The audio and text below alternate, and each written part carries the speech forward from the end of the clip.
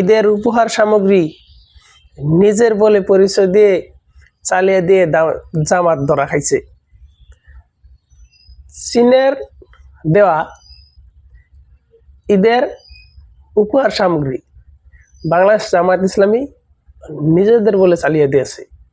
চালা দেওয়ার পর খাইছি ধরা। চায়নার দূতাবাস থেকে প্রতিবাদ করছে।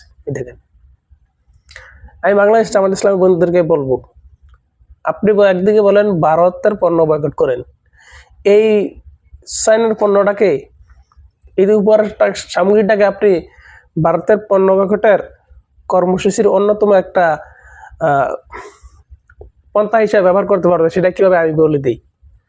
আপনি চীনের পণ্যটা এটা আপনি নিজের না বলে আপনি বলতে পারতেন আপনার বন্ধুবর্তী দেশ চীন এই ঈদ সামগ্রীটা আপনার জনগণকে দিছে। তা আপনার জনগণ এই চীনের ঈদ সামগ্রীটা পায়া খুশি হইতো।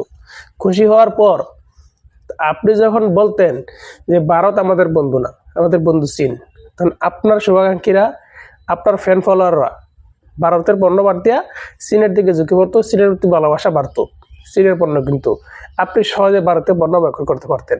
আপনি যে 2 নম্বরই কাজটা করলেন, করে চীনের মনো পাইলেন না, জনগণের মনো পাইলেন না। তাহলে আপনারা যারা ভারতের পণ্য বয়কটের কথা বলেন, আপনাদের এই ধোঁকাবাজিগুলো তো ভালো না। তো ভারতের পণ্য বয়কট করবেন একদিকে, আর একদিকে চায়নারা দেশের মানুষের মন জয় করার জন্য আল্লাহর হস্তে ঈদ সামগ্রী সব বিভিন্ন কিছু দিব, সেগুলো আপনাদের দলীয় বলে চালিয়ে দিবেন। চায়নার পণ্যটা তো ভারতের পণ্যের বিরুদ্ধে আপনাকে দাঁড় করাতে হবে, তাই না? তা আপনি সেটা না করলে দলের বলে চালিয়ে দিলেন। এই কাজটা আপনাদের কাছ থেকে আশা করিনি। যা হোক, এইসব কাজ থেকে বেরো থাকবেন। ভারত আমাদের বন্ধু নয়, ভারত আমাদের চিরশত্রু।